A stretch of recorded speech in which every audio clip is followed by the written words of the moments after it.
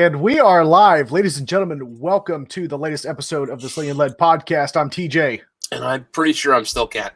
Pretty sure. And joining us tonight again is Tim Herron from Tim Herron Shooting. Tim, welcome back. Hey guys, what's going on? Oh, not a whole lot. By the way, Tim, you are on record as probably the fastest returning guest that we have ever had on the show. So Dude, last awesome. week, for those that don't know, it was a great part one podcast last week. I invite you all to go back and check that out. Tim is just a wealth of information. Dare I say a treasure trove. And we are certainly happy to have him back. So in the past week, Tim, give us a backstory on how things have been going. How's your week been? How's your weekend? What's new in your world? Week's been going good. I guess it happened, all the way across the country. I know that that our governor put another another cease order on everybody. Was it started today, I guess, and for the next 23 or 24 days or something like that, including this time the close of liquor stores. The bastard. That bitch, right? It's just ridiculous. That's why I'm drinking this fake ass moonshine. Pennsylvania done did that shit like 20 days ago. So I got that going for me. Unfortunately, of course, it's now had an effect on things further up the chain. As far as my training classes, I did have to reschedule one that was supposed to be actually this past weekend. And now it looks like I may have another one to reschedule towards the end of the month of April. That fortunately, I've got a couple of free weekends. I'll be rescheduling those hopefully for May and early June. Other than that, being told to stay at home meant that me and the significant other are driving all the way out to our 80-acre farm out in about an hour east of here, and continuing to do some home remodeling and everything before we eventually settle into to the new digs.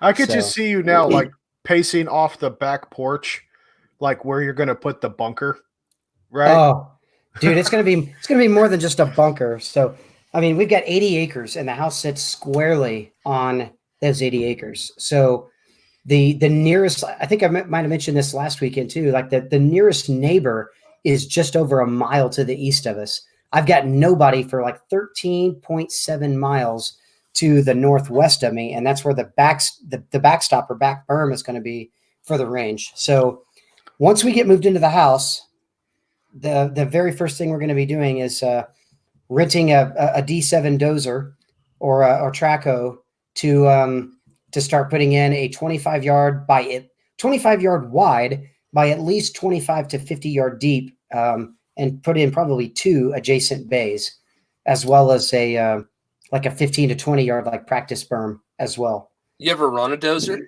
I have never run a dozer, but I've got lots of friends that have been more than willing to come on out and help with this. So, I can't promise it'll be a properly dug or assembled berm, but every time we drive by heavy equipment like that, my wife's like, "I want to go drive it."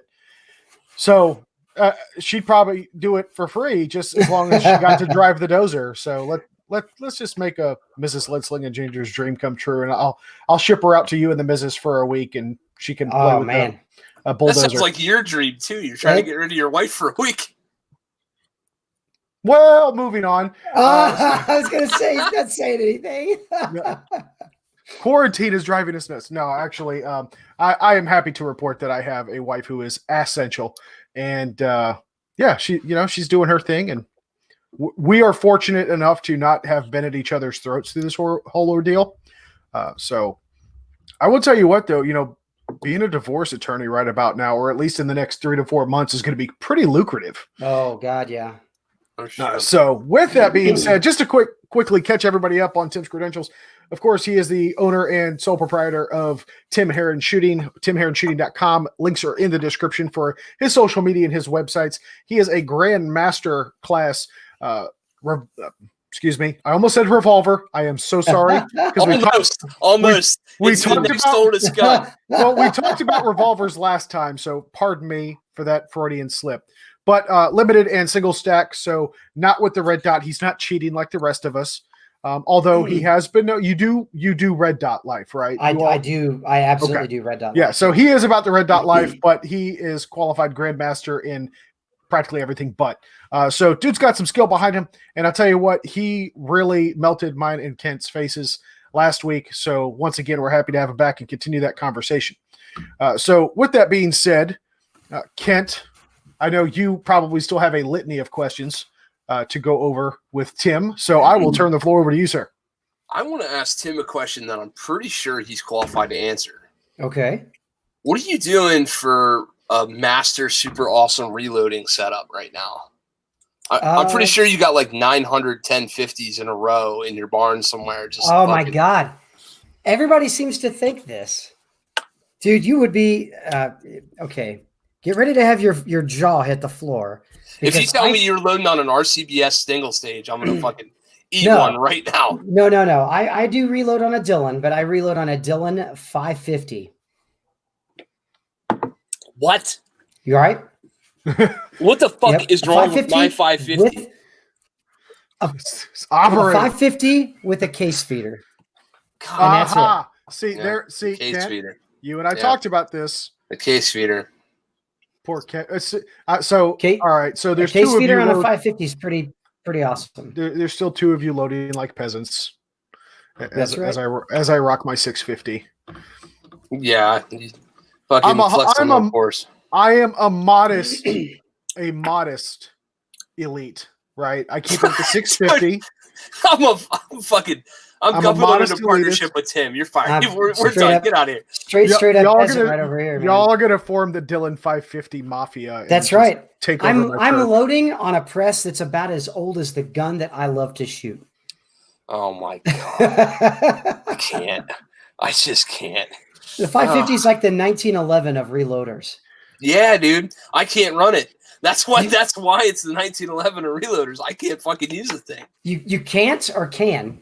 Oh, well, we've had more than one conversation, all right. Reimagining, if you will, Kent's loading setup. I don't know. I keep having to lubricate the thing a lot because the primer delivery system keeps holding up. On the 550? Yes. Yep. Get the fuck out of here. No, sir. Dude. Now, see, the 650 I cannot stand because of the rotation, the rotary style, the disc style primer feed system. It sucks, which is why Dillon has now dropped the 650 and gone to the 750, which is the 650 with a 550 primer feed system. Yes. Yeah. That's all they've upgraded is the primer system. And I think they did a great job with the 750. Mm-hmm. I will say I did have my first problem with the disc primer system jamming up on me 2 weeks ago, something like that. It just got gummed up. I think I had a primer cocked sideways in it. And I had to manually feed it through a couple of times.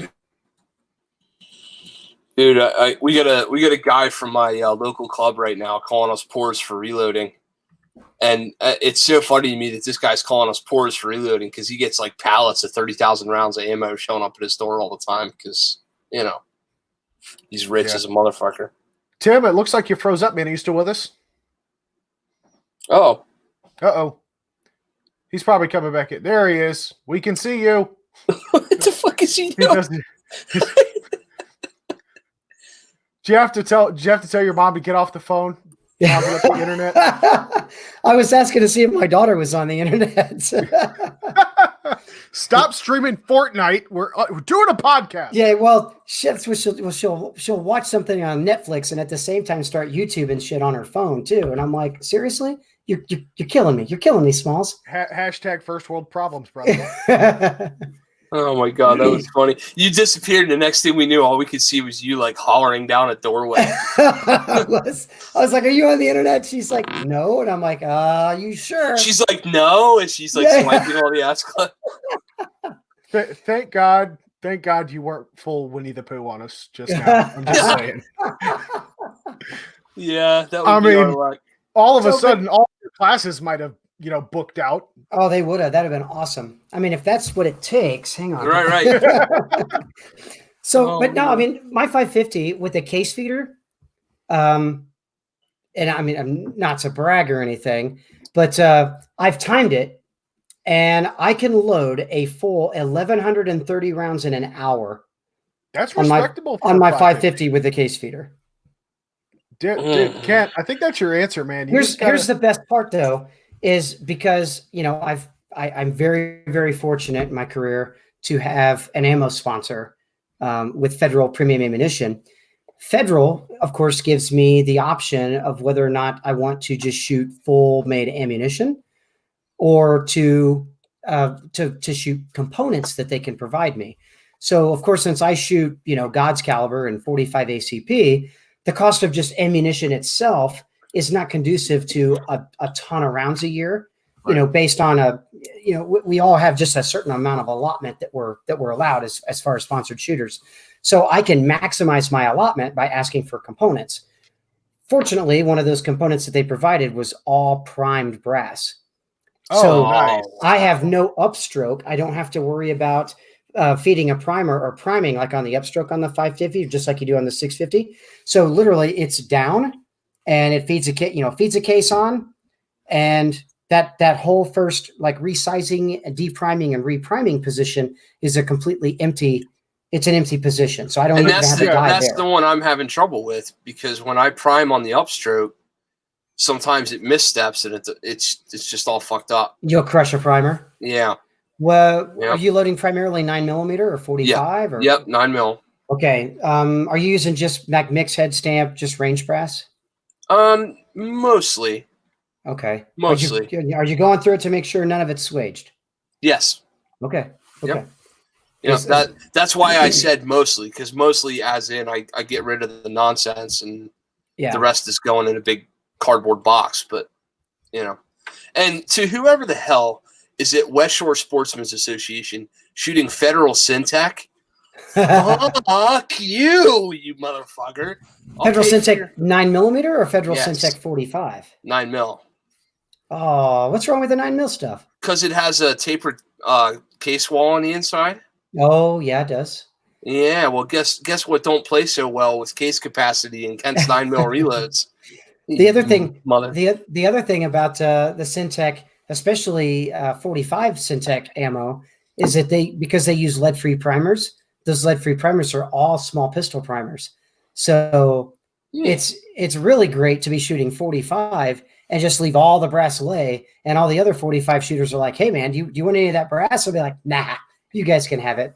And then they go to pick it up, and then they're like, oh, that motherfucker, because it's all small primer stuff. So then they have to separate the small primer. I kind of feel bad, but then at the same time, I'm like, meh. It is what it is. The joy that you get from like feeding the chickens. Oh, absolutely. You throw some brass down and you watch everybody start pecking around at the ground. It looks like chickens. It's hilarious. But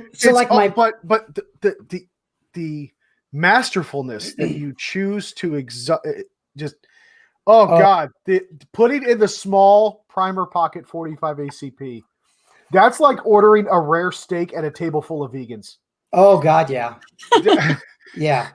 So I shoot a metric ton of the Federal Syntech stuff, because that's what I use for. That's what I use when I teach classes. It's also what I use when I shoot any and all major matches, right? So, and that's kind of like part of my contract there. So I love the Federal Syntech ammo. However, like I said, that's stretch my allotment dollar. Like for practices and for local matches and things, I get like standard large pistol primer brass along with, full metal jacket bullets. And then I drop powder and load them myself. Well, real quick, Tim, let's cover this a little bit because, while you are sponsored by them, I have always been curious about the Federal Syntech, right? So why don't you speak at least a little bit on that Federal Syntech ammunition? Maybe some considerations if you do come across some of that brass for reloading. Is it even something you can reload? Is it meant to be disposable? Nope. It is completely reloadable brass. It's standard brass. Actually, I was not aware of the tapered wall cases on the 9mm stuff. But I do know, like I said, the 45 it's standard 45 brass. It just happens to be all small pistol primer. The reason for that is because nobody makes a lead-free primer that isn't that's a large pistol primer. So all lead-free primers are all small pistols. So that's kind of why they went with that. I get the whole lead-free for various state laws and tyrannical misgivings, but you would have thought that the amount of lead azide that's in a primer anvil is not something that is not like an amount that anybody would worry about. You would figure all of that would be destroyed by the detonation. Well, pretty much. The problem is it's not really completely destroyed by the detonation, though. Lead never really ever gets completely destroyed. It just gets like particulated into the air. And then, of course, the main way that a person gets lead poisoning or gets lead ingestion is through basically through breathing it. It's not even so much as just far as handling it like with your hands or fingers or whatever, but it's more so on inhalation. So trying to reduce or eliminate completely any hint or any threat of being able to inhale any amount of lead, period, is a good thing in federal's eyes. So, Gotcha. Which I would agree. The Syntex stuff though is fantastic. I've done about as much accuracy testing as I possibly can do with it. Even against some of my absolute like known derivatives of probably the most accurate 45 loads either I've hand loaded or that I've shot that are factory loads. And the Syntex stuff is honestly probably right on par with my top 3, just straight out of the box.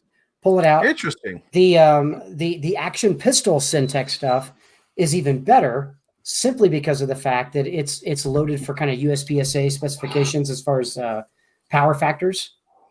So whereas a regular 230 grain 45 caliber Syntec ammo, the standard factory Syntec ammo is about 180, 182 power factor ammo, which isn't, I mean, honestly, based on anything 45, that's pretty soft shooting already.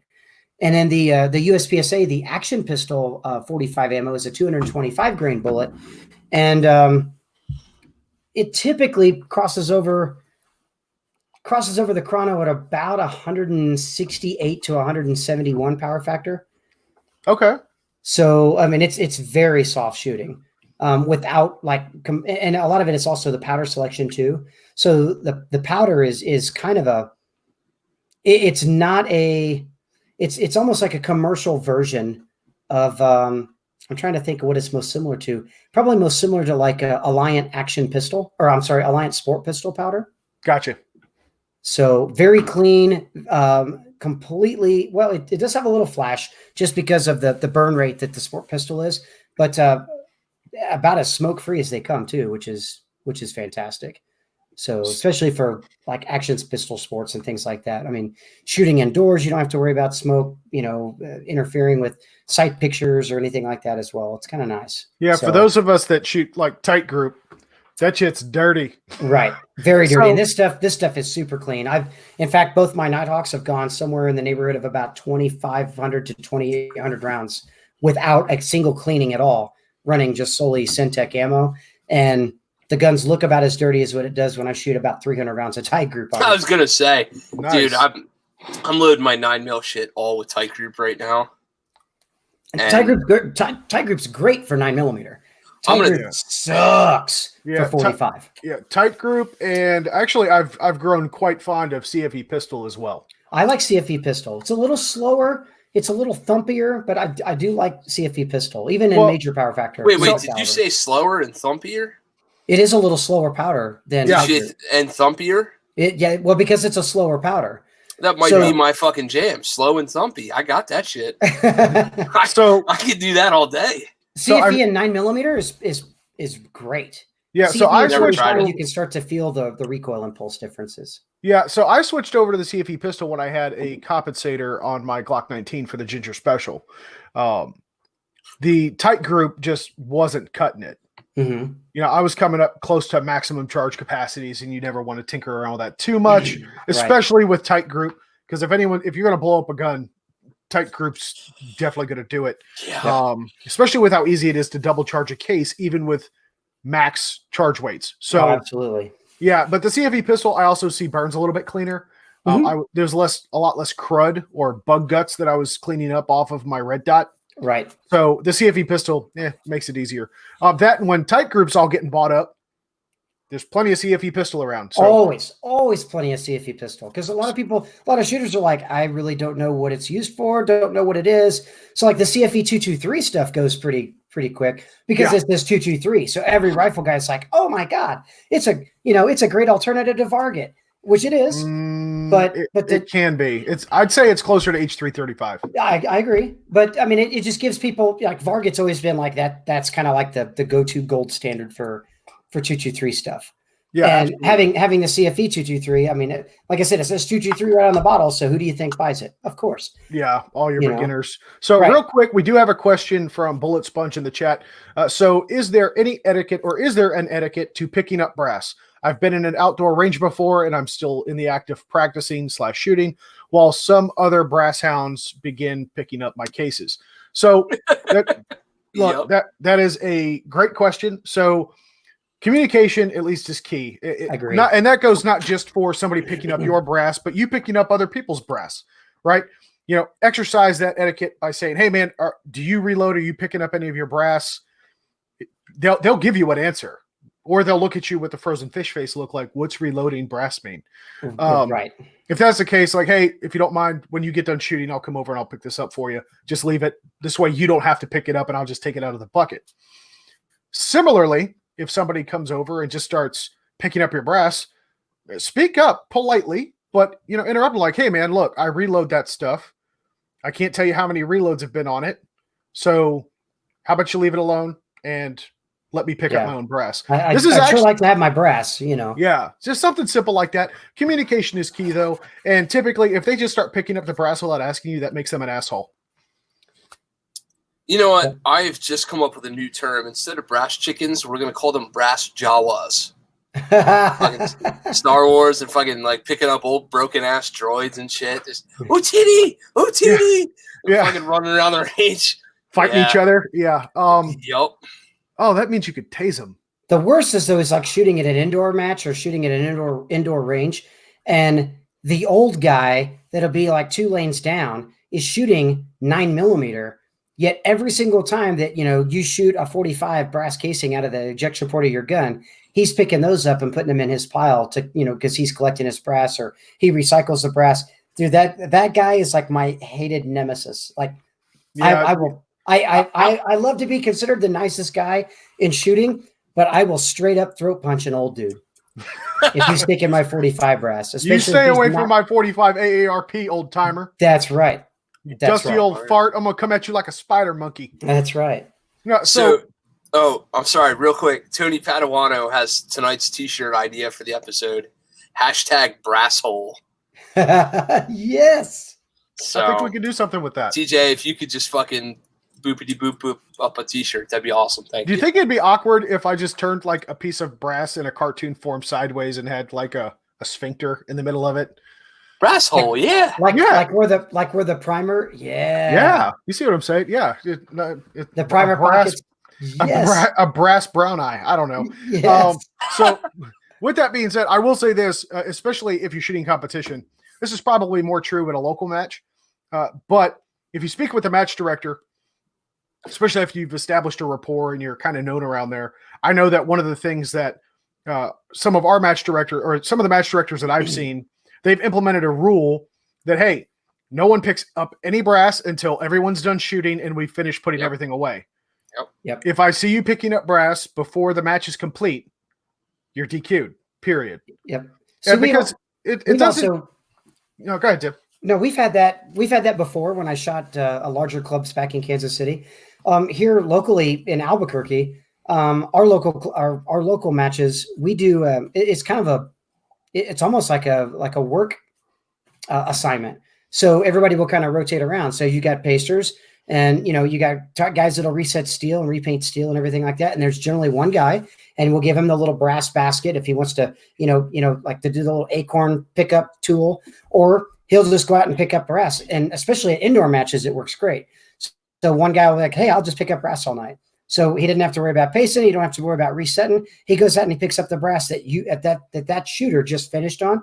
And then when that shooter gets done, it puts all the, generally you get your empty magazines back in your hands. You go out and you drop those in your bag. And then there'll be some guy walking over with a couple of handfuls of brass and be like, hey, here's all your brass. And dude, it works out great. Yeah. As long as everybody kind of knows that like that's the well-oiled machine. And this is how we're going to work this. And see, that's really going to, I would love to see that applied universally. The issue you run into with that is like, I mean, hell, how many times have you been resetting and you look back and there's always that one guy who's sitting on his ass, scrolling through his phone while it hasn't reset a damn thing. Yep. Has not pasted a single thing, right? Oh, God. That's why there's a quarry behind the range. And there's extra cars in the parking lot that never leave and nobody knows why. Right? Motherfucker. Right? Screw that guy. Outstanding. Actually, I gotta be honest, man. 99.99999% of competitive shooters and dudes in the training circuit have figured this out already and know how not to be an asshole. Right. So for the new guy, because like we got a lot of new guys that are going to watch this. If you look around and you see a bunch of motherfuckers doing shit, none of us are on the payroll. Just say something to somebody and be like, yo, what can I do? Yeah. And I mean, all of us have been through this. And I mean, there's 2 or 3 guys on the chat tonight that have all showed up to our place and have figured that out just by being a good dude. Right. And have had no problem. Like none of us have had any problems like that. You know. And here's the great thing about it: you want to be the guy that is able to get all the little freebie tidbits of information from the high level shooters. Yep. Be that dude. Be that dude that's always willing to like, hey, I'll go out there and paste up those back par targets, or hey, I'll be the guy. I'll grab the paint and I'll reset those pieces of steel, or just be willing to when somebody says, hey, can anybody grab the tablet? Even if you don't know how, guess what? None of us knew how at one point in time in our lives of being a competitive shooter, and just being able to pick up the tablet and say, hey, the guy that says, hey, I'm getting ready to be the next shooter up like 3 or 4 shooters from now. Would anybody want to run this tablet or run this iPhone or whatever? Be that guy, be like, I don't really know how, but man, I'd be glad if you could like coach over me, 1 or 2 shooters just to help me. Dude, you set that guy up for life. Now you've got somebody else to help you run a squad, run matches. It's great. And I guarantee you, when you've got other questions like, man, I saw that you shot this position, or I saw that you did this there. Why did you do that? You know what? I'm always willing to give all of the freebie information I possibly can to somebody that's working their ass off to help make a volunteer sport work smoothly. Absolutely. So yeah, communication is going to be the key there. Mm-hmm. Yep. Ask the questions.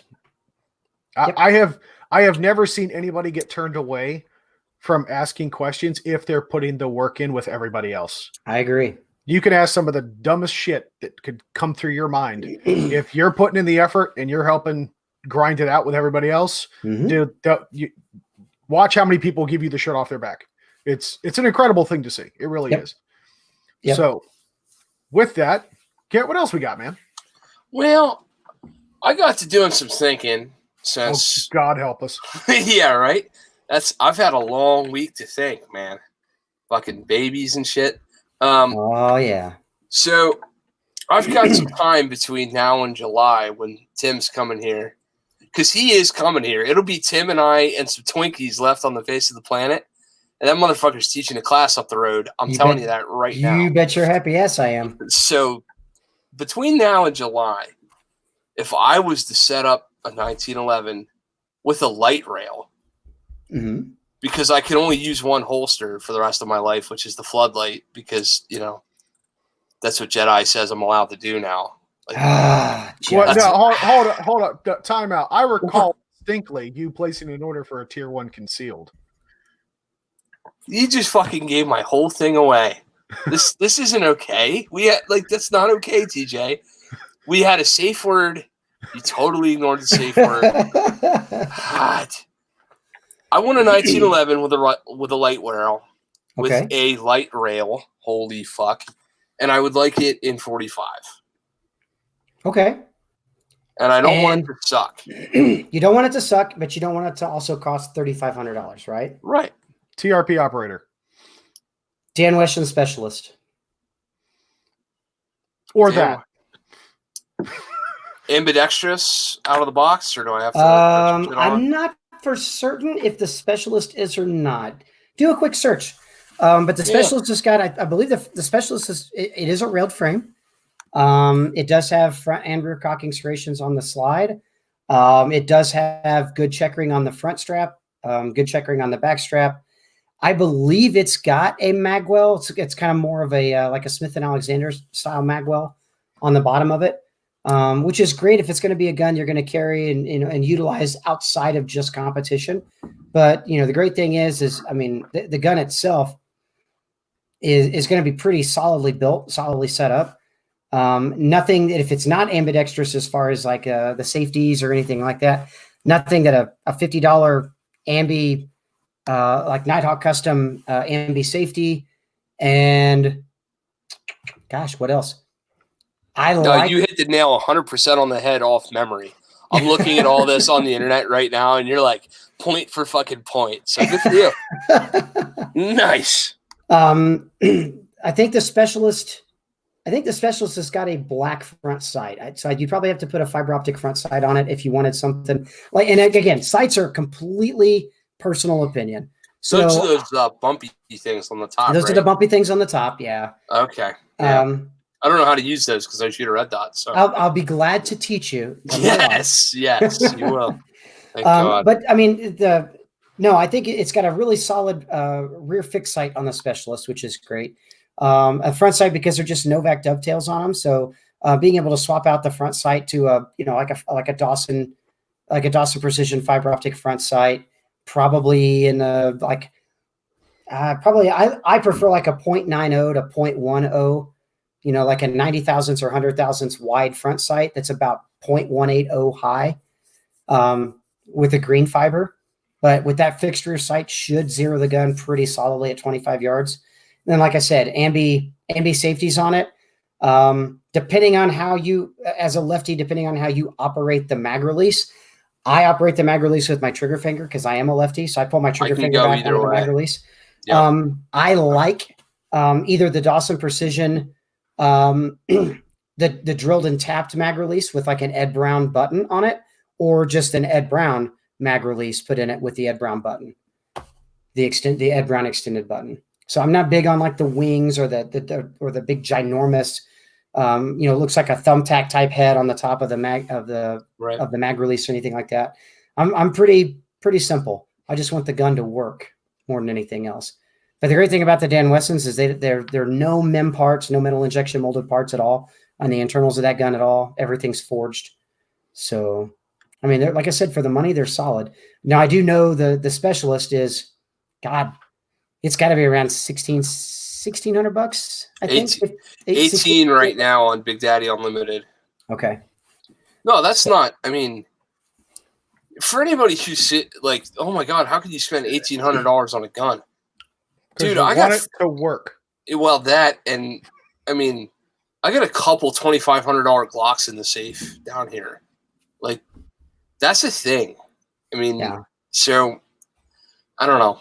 That's not as far. I've run the gamut from everything from $600-700 entry level 1911s that I ran for years, and so I know what it's like to run what you can afford, I mean, bare bones what I could afford, to then understanding and knowing what separates a $1,800 gun from a $800 gun, and what separates a $2,500 gun from an $1,800 gun, and what separates a $3,500 gun from a $2,800 gun. And then of course, you get top tier 1911s. What separates a $4,000 to $4,500 like Nighthawk custom or something like that to like a $2,800 or $3,000, customized. So allow me to put some price points into perspective for our audience. There is a well-known gunsmith and competitive shooter that is local to me here in Tennessee named Al Zetta. Mm-hmm. You think you've seen an expensive 1911. Mm-hmm. So there are a select few gun shops that have had, dare I say, the privilege of having some of Al's custom 1911s on their shelves. When And I thought, $1,800, $2,000, $3,000 for a 19 or a 2011 was expensive. I looked at the price tag on some of his work, $8,000. Mm-hmm. Some of the most beautiful work you will ever see in your life, 1911, but $8,000. Yeah, I mean, it really just, a lot of it is how hand built, how hand fit. What's the attention level to detail on guns like that? And some are, just absolutely priceless works of art. I mean, a lot of guys are like, God, you compete. I'm very, very fortunate to be able to represent Nighthawk Custom. And Nighthawk, for those that don't know, Nighthawk kind of sounds like it's kind of like a Wilson Combat. They build thousands of guns a year, and they're all kind of still built on a line. They're not, and they're what a lot of people would consider semi-custom guns. But Nighthawk Custom does actually do full custom builds as well. And both of my guns kind of started out as kind of like they're semi-custom Nighthawk Warhawks, and then Joe, who's one of my he's my gunsmith that works there at Nighthawk Custom. Joey Lear actually then completely hand fit and hand built both of my guns, and then added all of the features and all of the things that I wanted those two particular guns to have. So like the triggers were absolutely custom, like the shoe on the trigger, where your finger is placed on the trigger, was custom fit to my hand so that my hand is in the absolute proper position for the trigger finger to be able to actuate the trigger without causing any other further input with the rest of my finger, rest of my hand. And he literally took a short trigger shoe and then cut it to an even shorter length that I wanted, and then reserrated the front face of that by hand. That is a dedication to craftsmanship on a whole new level. A bespoke trigger. Right. Like both underneath both my trigger guards, like where your support hand comes up underneath the trigger guard, I had him hand checker that portion just underneath the trigger guard and actually run a slightly higher higher relief on the trigger guard to be able to get my strong hand up just even a little bit higher on the gun. I mean, these are things that Nighthawk Custom can do, and it's things that they offer, but even above and beyond what they offer, to build a gun for like a dealer to put on the shelf. So, I mean, Nighthawk's got guns that start at $3,000 and $3,500 and $3,500 to $4,000 to go all the way up to $8,000, $9,000, $10,000, $11,000. I've seen some of those guns are like, like Ted Yost, I'm trying to think of who else, like Jason Burton from, I can't remember Jason's company now, Heirloom Custom, out of Phoenix, Arizona. Jason Burton, I mean, like the guy he builds full custom guns off Colt or Springfield frames and slides. And they're anywhere between $6,000 and $10,000 pistols, and some people are like, God, who would ever want to compete with something like that? I'll raise both hands. Like, I would love to compete, with guns like that. Like it's great when a gun is built to that type of level to be used as a tool, such as what it is. I mean, I don't own a particular custom pistol in my safe right now that hasn't, or will not be used in competition and have hundreds of thousands of rounds passed through them over the years. So this is perfect, because my next thing was going to be take me through your favorite Nighthawk 1911. So you want to go like stem to stern for us and just give us the scoop. Like, what do you got going on? My personal favorite, of course, are the guns that I had built. And like I said, they started out because I started representing Nighthawk and was kind of hired by Nighthawk to represent them beginning of last year. So they didn't really have anything in queue, like raw from scratch, that I could get to play with or design on my own. That is, I'm hoping, coming in the works in the next year or two. Hopefully we get to start kind of that venture together. Now that you've been on the Sling'N podcast, that'll probably happen. I'm hoping, fingers crossed. So, but I wanted a heavier frame 1911. So since they don't have like just a heavy dust cover or like a straight heavy dust cover or a square trigger guard dust covered frame, I had to end up with a rail dust cover. So we started as kind of a beginning build gun to start with with the Nighthawk Warhawk, which is a tri-topped slide. And the reason I wanted a tri-top slide is to cut a little bit of excess weight, especially reciprocal weight, off of the slide, since the slide is what reciprocates back and forth on the frame. So I wanted more of the weight in the frame of the gun and less weight in the slide to kind of lighten that felt recoil in the gun when the gun fires. Let's see. I'll start at the very back. I like 25 lines per inch checkering on the back strap as well as the front strap on the frame, because it's aggressive, but it's not so aggressive that it like completely just tears your hands apart. But it's aggressive enough that like when I've got a really good solid, like the gun doesn't move, but it does allow me when I start to relax my hand, like to be able to manipulate the gun in my hand for reloads and things, I can do so with confidence. But all of my guns are set up with ambidextrous safeties. Of course, me being a lefty, it's about the only way you can operate the safety with the left thumb is with a right side thumb safety. My grip safeties, I've got guns that are both pinned grip safeties, like to basically deactivate the grip safety. Ooh. And actually, both of my Nighthawks are completely full working grip safeties. I don't have them pinned or bypassed or anything. Never had any issues with like bad grips on the guns or too high a grips. I think, just as I've gotten a little more mature in my shooting and kind of further up the food chain, so to speak, I find myself not flubbing my grip near as often, obviously coming out of the holster, and getting that like maybe too high a grip that might cantilever the grip safety off instead of activated so it'll fire. The guns are all Series 70, which for those that are in the know on 1911, Series 70 means that they don't have any extra firing pin plungers or firing pin safeties. Series 80 means that there's like some actuation levers in there that actually push a plunger up to unblock the firing pin, so the firing pin can activate the primer and fire around. Talk to me about that choice for a minute. Why 70 versus 80?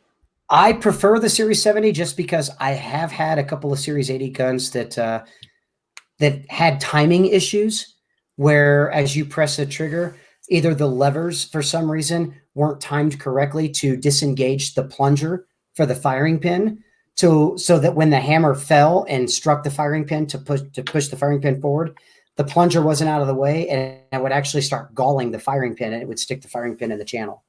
So no shit. My Series 80s guns are bypassed or completely. I've taken those guts out of them. I do have one gun that does have all full Series 80 components, but Bruce Gray of Gray Guns actually did the trigger work on that gun and ensured that the timing was like impeccable on it, and it's been phenomenal. So, fun fact: I've actually replaced the firing pin striker safeties on Glocks, and found the that safety plunger being all marred to hell, and even parts of the striker. Yep. So that is not a problem that is unique to Series 80 1911s. Exactly. Right. They seem to be the most common with those, I think, just because Series 80 came out in the late 70s, early 80s when yes. Yep. And there was like federal mandates on the guns need to be more drop safe than they already were. Yeah, so, it was the original SIG grenade. Exactly. Era. Exactly. If we drop them, someone's gonna die.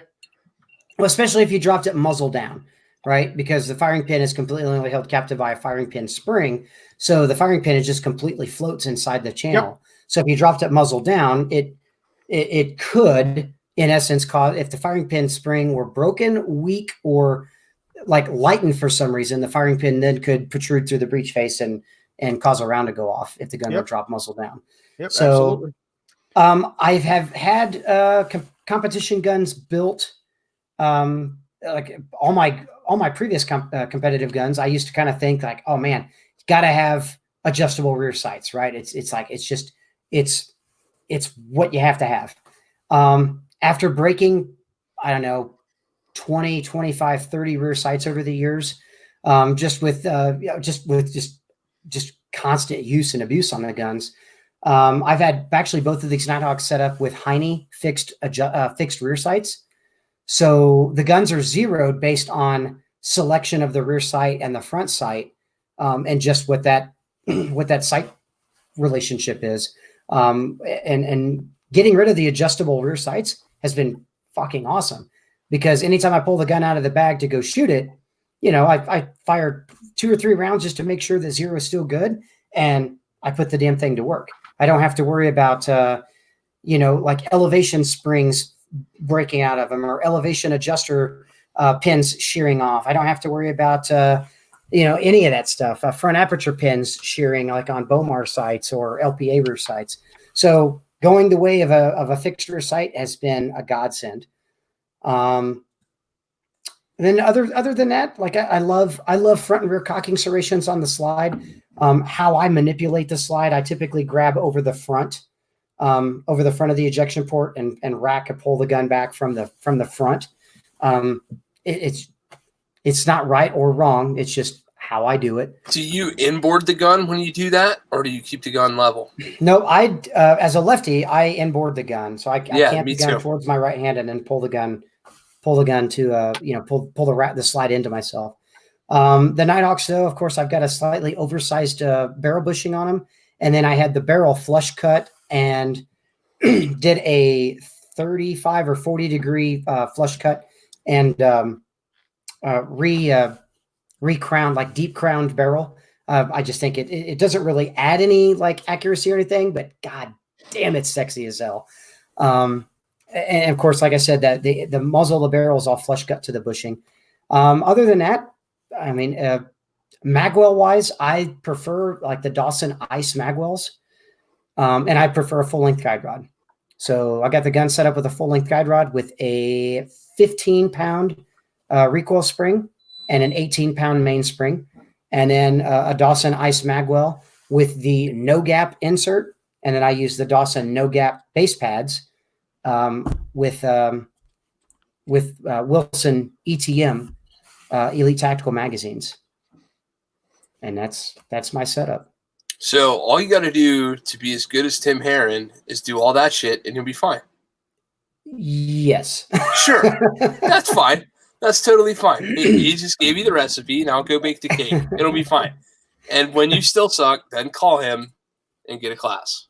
Yep. That's fine. Yep. That's it's neat. Or better yet, hear. We'll save you a lot of time and effort.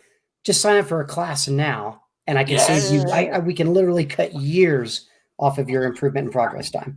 Man, if that ain't the fucking truth. I wish I could go back to talk to me 12 years ago and slap him around a while. Oh yeah. And tell him to put the Dremel down and pick up a book.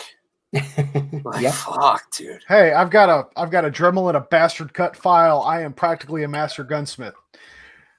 God. With that being said, Tim, I'm actually curious about something. This is since we've spent the last several minutes talking about 45 AARP or God's caliber.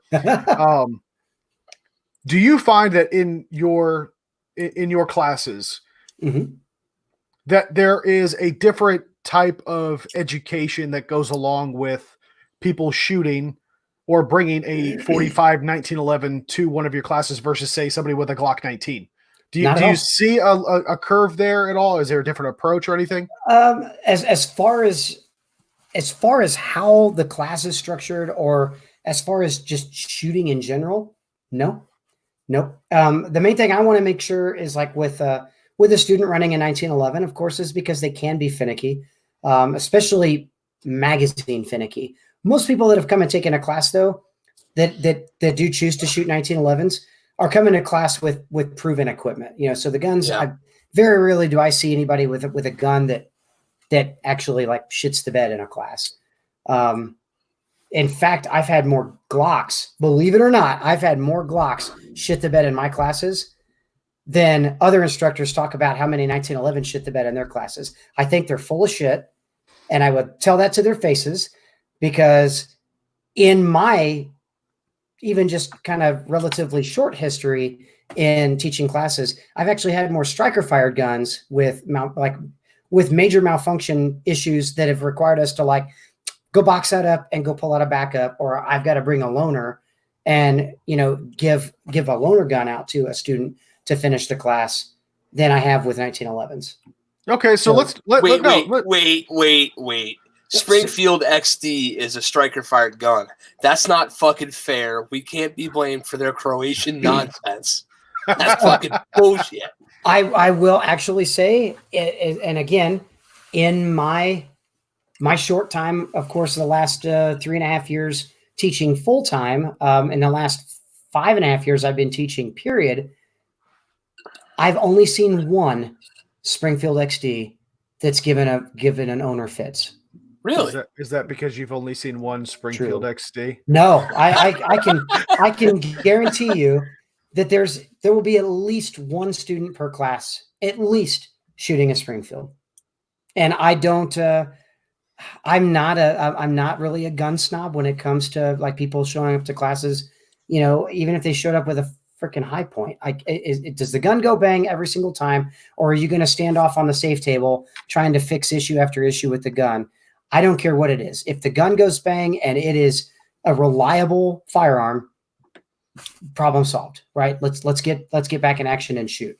Yeah, fair. Now, PJ, to answer your question, as far as like as far as like channeling maybe a slightly different technique for a shooter or things like that, talking about like reload techniques or draw techniques, not any whatsoever. I know we talked a little bit last week about like trigger finger placement, right? And it's crucial where we actually place the finger, or is it, right? So a lot of 1911 shooters, of course, you know, to just be able to eliminate any other or excessive movement from the trigger finger when they're operating the trigger, is to put the center of the pad on like the center of the trigger shoe on a 1911. Well, the reason we do that though is because a 1911, it's a straight trigger, right? The trigger actually just actuates straight back. Whether you're pressing high on the trigger or low on the trigger, it doesn't matter. The pressure exerted to the trigger, the force exerted to the trigger to allow the trigger to, you know, to actuate the sear, to drop the hammer, to fire the round is the same. This isn't the case with hinged trigger systems like on striker-fired guns. And we're talking about everything from Glocks to Walthers to Springfield XDs to P320s, right? That they've all got an actuation point and they hinge at the top. So obviously, if your finger is lower down on the shoe, your finger actually has to travel a lot further distance, but you also gain leverage on the trigger in order to cause the gun to fire.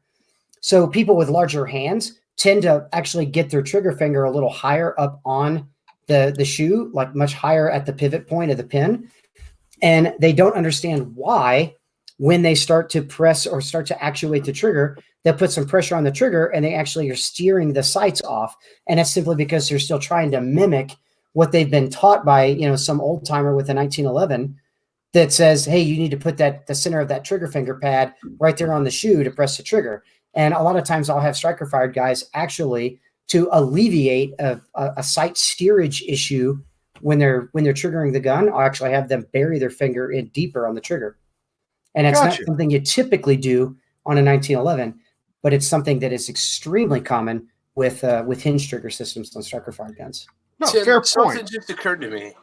Yeah. Do you think that's why a lot of dudes that shoot striker fire guns shoot the smaller gun better than the bigger gun?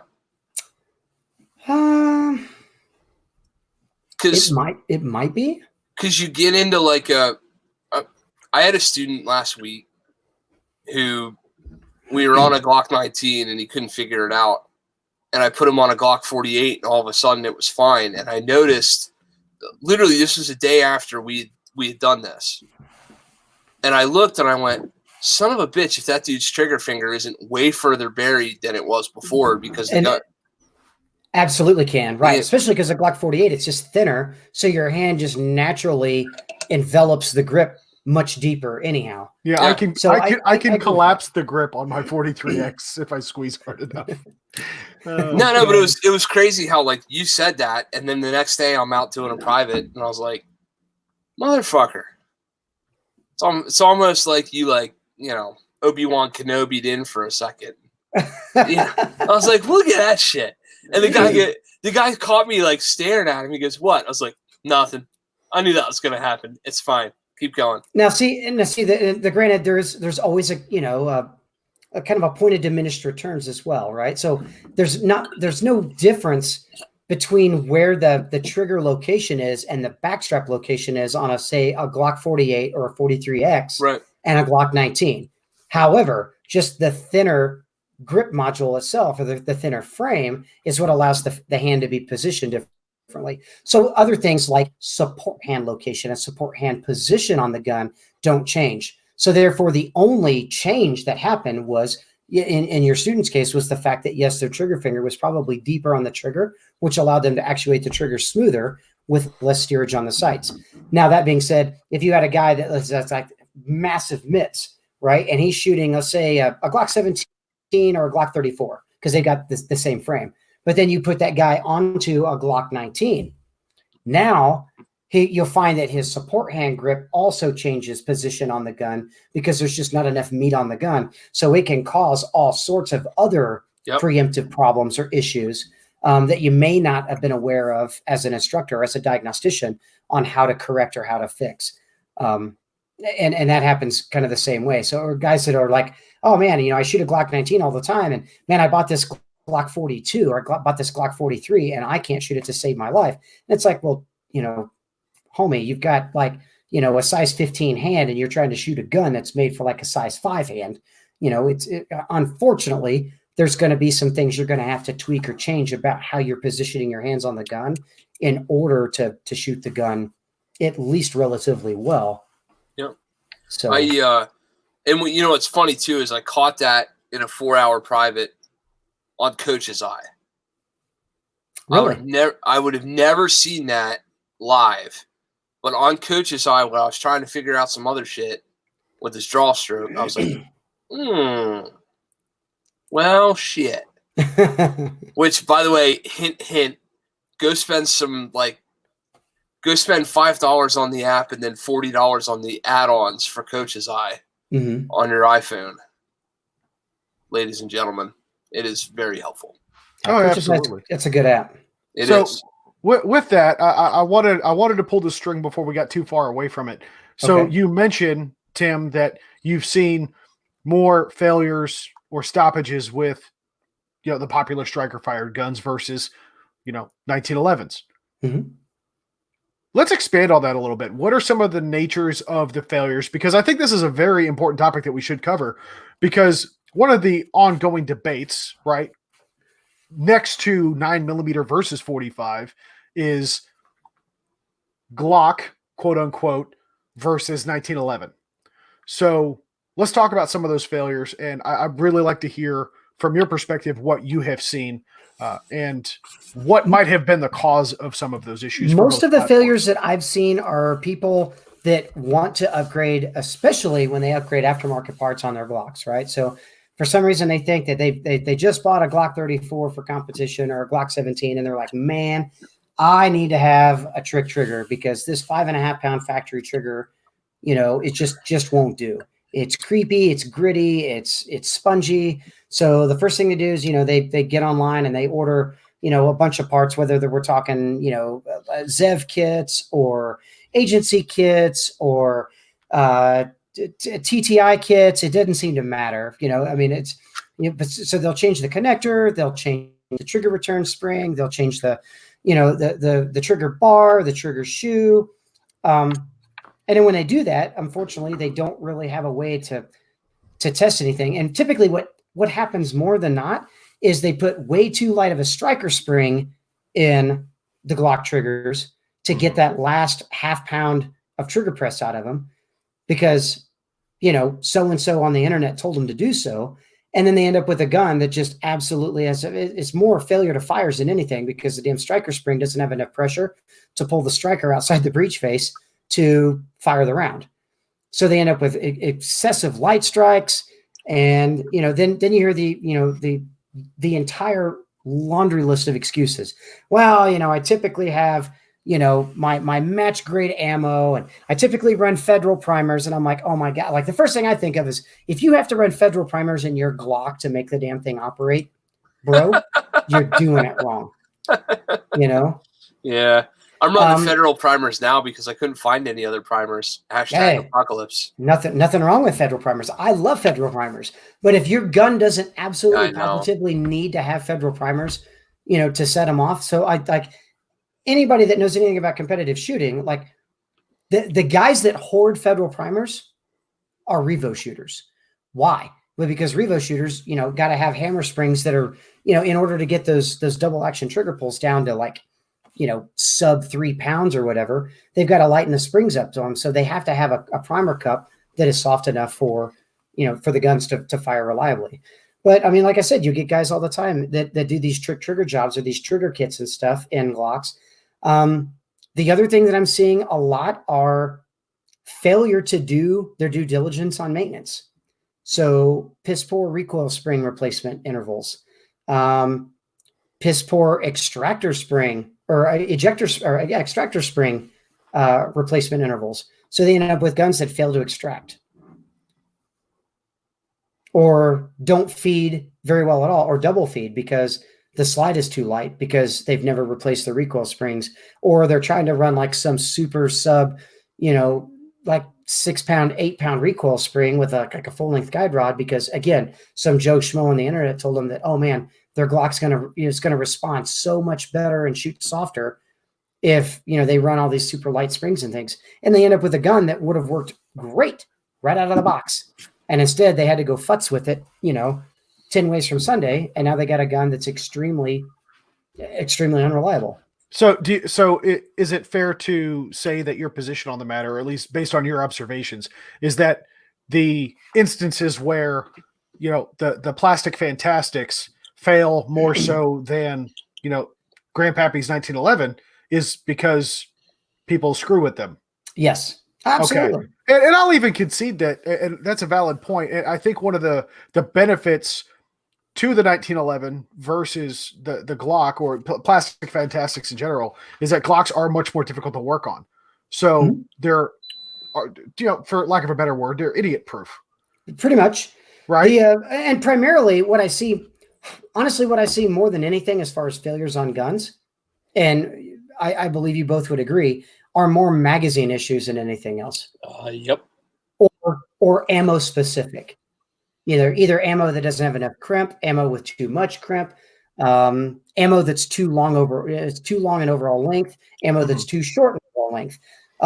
Folks that went out and bought uber cheap ammunition that they've never really tried and tested and proved before in a class environment or in a long like an expansive round count type of deal. So they're like, oh man, I got to come up with 600, 700, 800 rounds for this class. So they go buy super cheap, like either steel cased or aluminum cased ammo that they've never really tested in the gun before to know if it would fire. And they show up day of class and then they've got a bunch of ammo that won't run. So then they've got guns that won't run. Yeah. No, that's I'm feeling like I just said, magazines. That's the worst. They'll clean a gun, but heaven forbid they actually pull the base plate off, pull the spring out, run a brush through a tube and back together. And a lot of feed woes, whether they be 1911 or Glock or whatever, tons of feed woes would go away if people would just maintain magazines like they think they talk about when they're maintaining their guns. So God forbid label their magazines so they at least knew which magazine shit to bed. Yeah, exactly. Yeah, spend the money, just get a label maker or a silver Sharpie. It goes a long way. Jesus, of Sharpies. Every range bag should have at least 2. Yeah, absolutely. So I will say this with respect to the Plastic Fantastics. Guys, pay attention to your owner's manuals when it comes to cleaning and lubrication.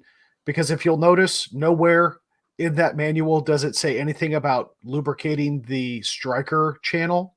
Oh, that's terrible too. To Tim's point, removing that striker, and it does get dirty. It can gum things up, but it gets even worse when you mix CLP or any other type of lubricant with carbon buildup or carbon fouling. It turns into practically cement. On top of a plastic striker sleeve? Of course. Why not? Let's get kinky. Let's do this. Wait, how about in a slide made by Raoul Brownell or somebody like that that might have a fucking screw in it for the RMR that's 3 times longer than it should be. So the screw's in the striker channel. Like I've right seen in that quite a few times. that motherfucker's just like rattling around up against that spring, and they're like, "Why is this trigger weigh 11 pounds?" I'm like, dude, you got a half-inch fucking screw in there. Right. Maybe that's the problem. Mm-hmm. And you shine a flashlight through the striker channel, and you see a screw at the bottom. You're like, oh, Yeah, that doesn't imagine look that. happy. Yep. So Yeah. we actually, speaking of the Shoestein and the chat, we have actually been getting some pretty interesting I know we have.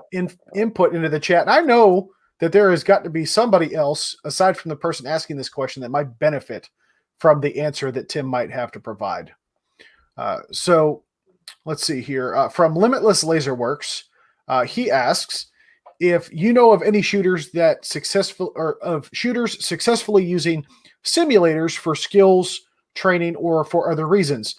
So, the laser bullet, all the different, doohickeys and whatnot. Laser Light's got one. Yeah. A lot of guys, especially with Glocks or M&Ps, that use like SIRT pistols and things like that. Wait. Before we go down the rabbit hole on this. Okay. This is actually my cousin, and he was texting me about this earlier. What he was asking about was like the LE simulators, like the full-scale video game project. Okay. Yeah, like projector screen simulators. So to caveat on that, I think that's a great topic too. So let's bundle these together. The movie theater style simulators that Kent and Laserworks were talking about earlier.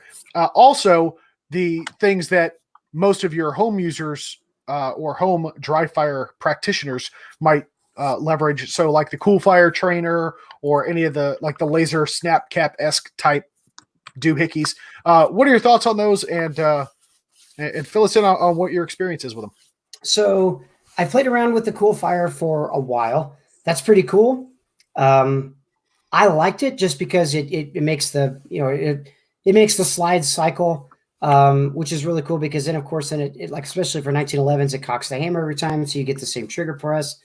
All that stuff is great. The problem is like using it like in anything longer than about 5 minutes to 7 minutes at a time. Things will freeze up on you because it uses that green gas to cycle. So as things as the gas starts to expand, as it's operating the slide, things will start to freeze up. Things will get cold. Then of course the slide doesn't want to cycle as fast. You gotta like set it down for a few minutes and let everything kind of warm back up to room temperature before you can kind of keep working on it. So it's really cool. Unfortunately, just based on just a pure design, I don't want to say it's a gimmick because it's definitely not a gimmick, but it's neat for a while until you're just like, man, I'm tired of doing this. And you pull all that shit back out of it and you just go back to just a standard gun and, and focus on the right things you're supposed to be focused on in dry fire. And I think you're fine. The biggest, like the SIRT pistols can be great. I've got a lot of time behind SIRTs as well.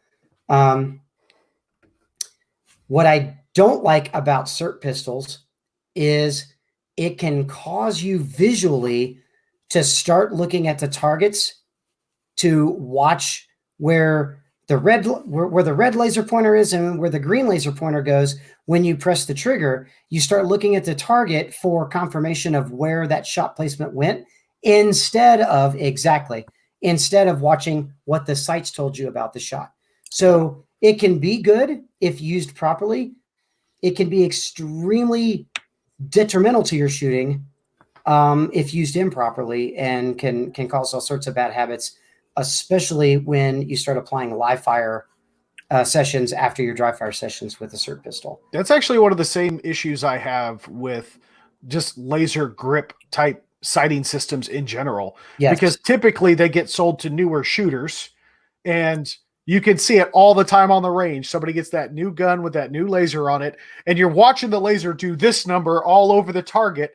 And they're so focused on what that laser's doing on the target, they're either freezing up and not acting when they should be pressing the trigger. Right.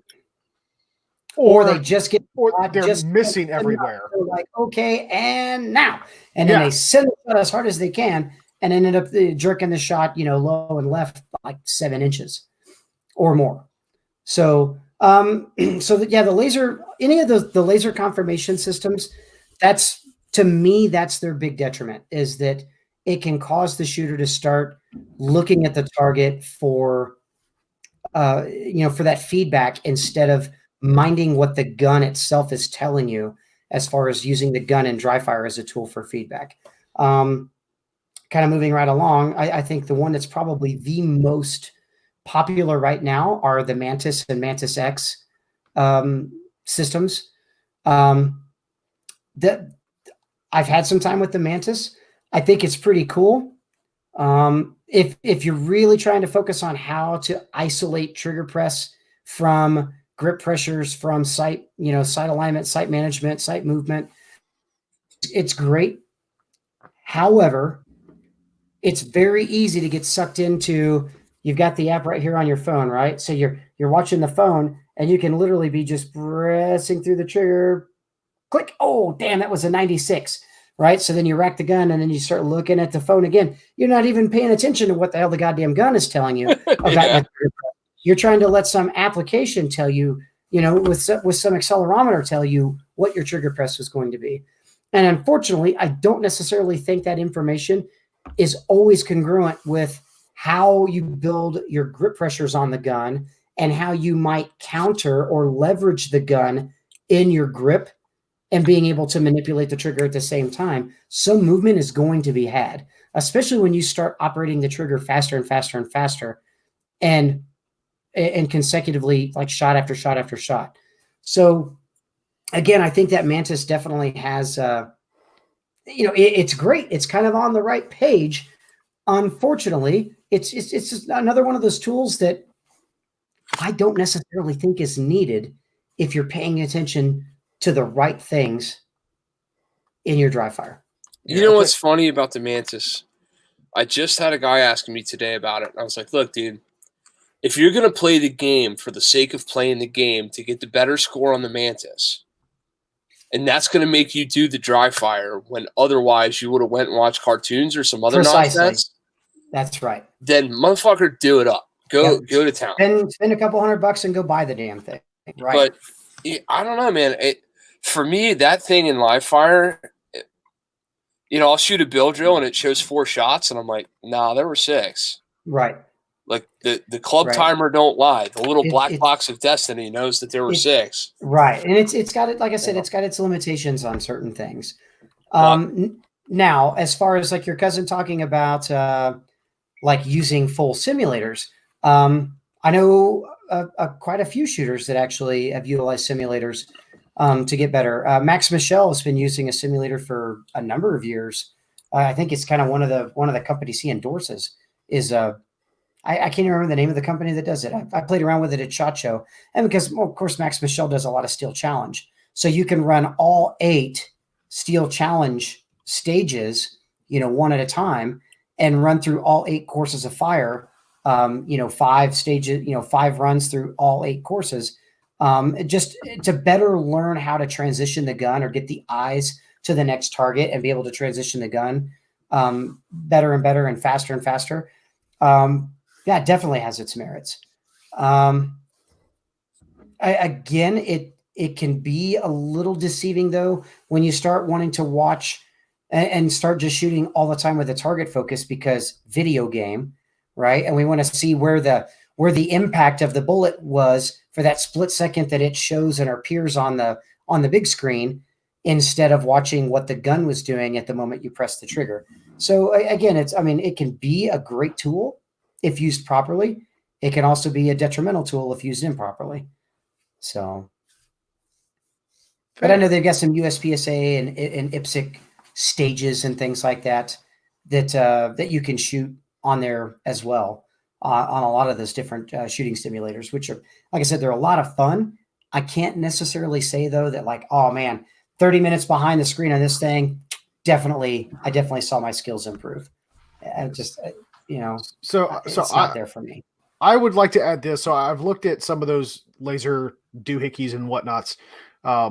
Here's my recommendation. If you choose to subscribe to using this type of, we'll call it an innovation, right? Mm-hmm. Do yourself the favor as we've all mentioned here, don't let yourself focus on the laser. What I recommend, and I think this is actually probably a better implementation of the technology, and I cannot remember for the life of me what the name of this thing is, but essentially you're setting up a web camera, you're drawing a digital box around a target mounted on the wall, and then you go back and look at the footage after the fact, and it'll show you where all your hits were. Right. You can kind of do the same thing with even just a simple laser, whatchamacallit, but like set up your phone or a GoPro or a camera and record the session, pay attention to what the gun is doing, then go back and watch the footage to see where your hits were. Right. Learn to call the shots based on what the sight picture feedback is telling you. And that was actually hard. That was really hard for me to overcome. What, building the skills, even going through Jedi's class, I'll be damned if by the end of that thing, I wasn't able to call my shots. And it was from building those skills and that confidence in what you were doing and what the gun was telling you as it was going through the firing cycle that made the difference. So don't use that stuff as a crutch. Use that stuff or don't allow that stuff to become a crutch. Use it as an enabler to confirm or deny the development of your raw skills and talent. Correct. Yeah, I think that's a valid point. So, let's see here. Wait. Hold on, TJ. Okay. You were calling your shots during Jedi's class? At the end of it, yeah. Miss. Yeah. Miss.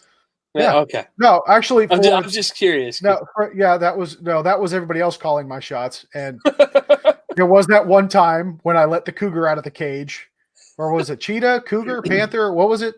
Which one did he have? It was some cat. It was one of the Carol Baskins cats. Yeah, goddamn Carol Baskins. So, by the way, if you haven't watched Tiger King yet, go ahead. It'll change your life. And you'll get everybody else's humor for the next 6 months. With that being said, no, seriously, at the end of it, when we actually did, when the whole class did the black belt standards, I could see mentally, I was like, I know exactly where that shot went. And that was actually one of the things I was looking for to develop out of that class, because I always have a problem with it. I'm always like, where the hell did that one go? And I'm 3 yards from the target. Right? Now, all of a sudden, we're 25. Shot calling. Yeah, we're 25 yards away from the target, going as fast as we possibly can to execute that standard. And I'm like, okay, it's in the bottom A zone. I even called yours. Mm-hmm. Called yours. Thank you for pointing out how far in the bottom of the A zone it was. I really appreciate your help with that. I don't give a shit. A zone's an A zone. I really appreciate it's my Vin Diesel impression. I live my life 1/4 second of it at a time. That's one of the things that we do work on a lot in my class, in my 2-day class, and it's something that we will cover in depth, is what shot calling is, what it means, and how to do it. So especially towards the end of day 1, we'll spend probably half an afternoon or half of an evening of day 1 working on just shot calling. That's awesome. The fact that you've even broken out, because this was a byproduct of Jedi's training. He wasn't like, okay, by the time we're done with this, you'll be able to call your shots, right? It was something that just kind of developed. So the fact that you've broken it down to a science to have a whole segment or POI in your class, that's impressive, Kent. I'm gonna interview the ever-loving shit out of you for an AAR for his class. No, you're not. You're just going to come up here in July, and you're going to sleep in my basement, and you're going to take the class, and it'll be fine. Right. So we do have some questions from the chat. So Genevieve Jones, a friend of the podcast, asks 2 questions. The first one is, other than mag issues, have you seen any consistent issues with the 1911 Nighthawk or otherwise? So any 1911, have you ever seen consistent issues? Like reliability issues with like my Nighthawks? I would just say, 1911s in general. Nighthawk not excluded from that. As far as consistency or reliability issues, more than anything, honestly, it would be extractor tension. Extractor tension. How did I know you were going to say that? Because that's 99%. When it's not a magazine issue, that is probably the other top percentage of failure rate that I see in a gun. is people that, pull it right out of the box and they're like, man, for some reason, it just doesn't feed reliably all the time. And like I said, 99 and 99% of the time, so many people, if you get on any of the bullshit, 1911 Facebook groups or anything like that, the very first thing some old timer is going to tell you is like, oh my God, you need to polish the feed ramp. No, do not under any circumstance polish the goddamn feed ramp. Stay the hell away from it. Like, I swear to God, the majority of the issues are all going to be caused by too tight or too loose of extractor tension. If you've got a failure to eject, it's too loose of extractor tension. If you've got a failure to feed, primarily it's too tight of extractor tension. The round cannot feed between the breech face and the extractor hook and get up underneath it to feed as it's being stripped off of the top of the magazine and placed into the chamber. And that's where 3-point jams, 2-point jams, double feeds. Typically, double feeds come from a failure for the round to extract or to eject. Sometimes the extractor tension is so tight that even the ejector can't push the round off the extractor hook and get it out of the ejection port. So you end up with an empty case that pulls all the way out of the chamber, and then it tries to feed a cartridge underneath that empty case, and that's when you end up with a double feed. And like I said, primarily those are caused by extractor tension issues. That's probably numero uno on Tim's most accepted failure rates on 1911s or most common failure rates on 1911s. It's either a magazine issue or it's an extractor tension issue. Okay. And do you typically see those with the higher end guns, or is that something that the gunsmiths might have worked out? No, higher end guns, typically that stuff those are generally, those types of symptoms are generally addressed way before the gun ever leaves a facility. Okay. When you pay a $3,500 or $4,000 for a Nighthawk custom, by God, that damn thing better just come right out of the bag and shoot as many rounds as I want to shoot through it. And with my experience with them, they do. I've got a lot of experience with Atlas Gunworks guns too, and Adam, also builds some mean ass guns. Adam Nilsson at Atlas Gunworks, and both of those are the exact same way. I mean, his attention to detail on making sure that the gun is tuned to run and run reliably is.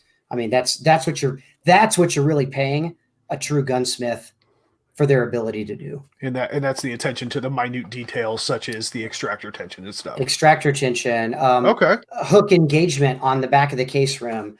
How the hook itself is massaged to allow the round to slide up underneath it. I mean, a super awesome, well-groomed gun that actually feeds flawlessly. When you rack the slide back by hand and then slowly let it feed around by hand, you should almost literally not even be able to feel the slide pick up a round off the magazine and put it in the chamber. Okay. Valid. So second question, or the follow-up question, is, would you recommend a Wilson Combat? Why or why not? She goes on to ask, is Nighthawk better in your opinion? I think we can all be fair and say that your sponsors are your sponsors for a reason. But that is a brand that we haven't spoken of yet. So Wilson Combat, what are your opinions? Well, Wilson Combat makes a fantastic 1911. In fact, if it wasn't for Wilson Combat, there would be no Nighthawk Custom. So interesting. A little backstory on Nighthawk Custom. They literally, both companies are in Berryville, Arkansas. Wilson Combat being the first to be opened in the early mid 70s, late 70s, when Jim Wilson decided to start building guns full time with Wilson Combat out of his hometown of Berryville, Arkansas. A couple of Wilson gunsmiths, master gunsmiths, decided somewhere along 2007, 2008, 2006, somewhere around there, that we think we can build a better gun than what Wilson Combat is building and do it ourselves under our own brand. So they went about a mile and a half or so down the road to a public storage unit. They rented a public storage unit for quite a while from a guy. that is now the owner of Nighthawk Custom. But they went right down the way, and were literally with a lathe and a mill, and they were building high-end 1911s and called the company Nighthawk Custom. And since then, Nighthawk and Wilson, honestly, kind of live with each other, kind of in harmony. Maybe not always seeing eye to eye, but they share a lot of gunsmiths. Gunsmiths kind of go back and forth between Wilson and Nighthawk and Wilson. But yeah, I mean, in fact, one of my very best friends, a guy by the name of BJ Norris. BJ Norris is one of the winningest world speed shooting champions to walk the planet. BJ's originally out of Texas and lives up right now in Lewiston, Idaho. But BJ, like I said, one of my best friends, he actually shoots and represents Wilson Combat. So, there's plenty of people between the Wilson and Nighthawk crew that are friends outside of, just business. Like I said, they get along great. So, BJ Norris, who's that? But as far as Wilson Combat Pistols, I think they're fantastic guns. I cannot speak to exactly the merits at which they're built. Like, I don't know, like Nighthawk's big thing that they've taken pride on is they call it the one gun, one gunsmith methodology of builds. So when you order a gun directly from Nighthawk Custom, let's say you called up Nighthawk tomorrow and you said, man, I want a gun just like Tim Herron. They pull my build sheet from my custom gun, and they pull my build sheet and they would give it to Joey Lear, the guy that's built both of my guns, and say, Joey, this guy TJ wants a gun just like Tim Herron's gun. So Joey calls up parts, and Nighthawk has their own parts department. The parts department contacts the forger, and the forgery then they'll forge a frame and a slide. And they forge everything at about 75 or 80%. That frame and slide then come raw from the forging to the primary machine shop at Nighthawk Custom. That machine shop then does all of the finish, not the final finish machining, but all of the finish machining to give you a finished slide and frame in which to build the gun from. And they are both oversized. So then when those guns when that frame and slide that are matching, they were forged matching, and then they're machined matching, are then put into kind of a milk crate, kind of a build tray as a kit that's given to the parts department. The parts department then pulls all of the small parts. So Tim Herron's gun has a 190 height front sight, Dawson Precision fiber optic front sight with a green insert. It gets a Heine rear fixed sight. It gets this adjustable, or this MB thumb safety. It gets this magwell. It gets this rear mainspring. It gets this recoil spring. It gets this, and they put all those small parts together. They put it in a kit. Then they put the pull order on top of it, and then they send it over to Joey. And Joey, the lead gunsmith, then takes that kit and says, okay, now I'm ready to start building. So it takes him about 20 to 20 just man hours assembling, fitting, and putting that gun together. Wow. Once the gun is assembled, fit, put together, then it's taken to their 15-yard indoor range. It's test fired. It's test fired for function. It's test fired for accuracy. And it's test fired for reliability. Once it's passed all of the QC, then the gun is, of course, then kitted back in the box. It's then fully disassembled again. And then all of the finish machining is done on it. So everything from like hand filing all of the edges, dehorning the entire gun, any sort of impurities in the steel, in the slide, anything like that is all addressed before the gun then goes off to finishing. So then the gun goes off to finishing. It's finished. It's brought back to the gunsmith 3, 4, 5 weeks later. Then that gunsmith then final assembles it, sends it back to QC, where then it's again test fired, function checked, and then it's also zeroed and accuracy checked. And then your accuracy sheet is folded up nice and neat. It's put inside of a nice bag. The gun is then pulled apart, cleaned, lubricated, put back in the bag, and sent on its way. And just like that, you've made a baby dinosaur.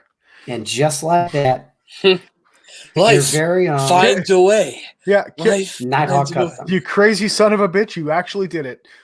Hey, Oh, Ken, man. I don't know about you, but I think we need to have a Sling'N podcast field trip. Yeah. The Nighthawk custom or the Nighthawk to Berryville, Arkansas, to Nighthawk Custom. I promise you, I could set that up for you. Oh, don't Stop. say those things. Don't you say I can those only things. get so erect. Yeah, I was gonna say my It's awesome. floodlight is getting closer and closer to the desk as this. And you want to know what's really cool is Mark, the owner of Nighthawk Custom, also still owns that public storage unit that the original Nighthawk Custom company was built out of. And in fact, they expanded into different other public storage containers or, open doorways. And then, so they half a Nighthawk for a number of years was all those guns were being built and machined inside adjacent public storage units that Mark owned. Now that's just fucking cool. Then they finally 3 or 4 years ago, built a full-fledged, unbelievable state-of-the-art facility. State-of-the-art facility for their machine shop, state-of-the-art facility for all of their gunsmiths. Each gunsmith's got their own separate benches, their own set of tools and everything. They've also got hand lathes, and small mills and stuff that's not just all CNC stuff. They do everything. And then actually some of their full custom smiths. So they do full customization work on shotguns. They do full customization work on Browning high powers, and do also Korth revolvers and stuff like that. They've got a couple other gunsmiths that are still working out of the old public storage. They just didn't want to move into new digs. So they're still working in their old little this space. Is just fucking. I want a $4,000 1911 made in a storage shed. Wait, Dude, hold on. Ready? Sophie, can I have a $4? Yep, she said yes. Great. Yep. Perfect. I heard it. You hear that? You could spend all day there. It's a phenomenal place. And the people there are absolutely second to none. I mean, they are there first class all the way. Tim, we might just take you up on that offer, man. Kent, I'm seeing a field trip sometime around September. Is Bill Clinton still the governor of Arkansas? No? We're good. I'm allowed in. I heard something about a pizza place in an island. I don't know. I don't know. That'd be so cool. So that story just gets my goddamn American dream motor going, right? Just want to climb on top of a tank with an American eagle screeching behind you while you wave the flag bare chested. Yeah, yes. I feel you. I feel you. That's fucking awesome, dude. That's one of the better explanations of a gun company that I've heard in a long time. It's honestly it's mind blowing to see what they can create out of that shop or out of that facility. That, I mean, I think a lot of people, when they just immediately think of a gun company, right? They think of some multi-million-dollar, huge orchestrated, there's 250 some odd people at least that work for this gun company, and Nighthawk employs 63 people. Can you imagine the old dude that stores his RV at the storage place? Oh yeah, driving by and the fucking unit's open and there's a dude in there on a lathe. If you rent, if you're renting a storage unit in there, you actually go into the Nighthawk front offices, the front desk offices, and you pay your monthly rent to the receptionist, who also is the Nighthawk Custom receptionist. Here at the Nighthawk Custom 1911 Hair Care and Tire Center. This is great, dude. Oh my god. Although, wait, it's Arkansas. I mean, do you expect anything else? You just got our invite revoked. We get invited somewhere nice. No, and you fucking talk some Arkansas shit. You can't have us if you can't accept us as we are. Yeah, well, it's just that simple. Yeah, that's fucking cool, man. And I got to get the jokes in while I can, because if I come home with a $4,000 1911, I'm also coming home to divorce papers. Yeah, well, there's that. No, you know what? She wouldn't divorce you for that. No way. No, she would take pride in just beating the ever-loving snot out of me. No, you know what? I'll tell you exactly what she would do. She'd be like, well, go to a class with Kent and see if you can learn to shoot it.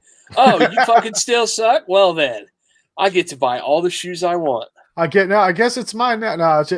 No, we'd have to buy a whole nother house, because she's from Florida, man. It's all flip-flops. Right. But she'd be like, oh, well, I guess you better change the handles to pink because I like it and it's now mine. Oh my god, dude. You are so right. So now all I got to do is figure out how to get a red dot on a 1911. Joe Chambers, paging Joe Chambers Custom. Joe does phenomenal work as well. So I'm outstanding. I'm excited about this prospect of a 1911. It's The only I'm gonna look- 1911 I've run is a Ruger SR 1911 in 10 mil. Oh wow, That was fun. 10 mil 1911s are fun. I had a lot of fun with that gun. Everybody should own obviously a 1911 in 45. Everybody should own a 1911 in 38 Super. Ooh. And everybody should own a 1911 in 10 millimeter. I'm too poor for 38 Super. Unfortunately, I don't even have a 1911 in 10 millimeter right now. Well, I'll tell you what, I got a trade deal for you. You just talk to me about one of them there night chickens, and I'll send you over a Ruger, and it'll be man. It'll be fine. I'll even hell you don't even got to throw in no cash, man. I'll do you a straight up deal.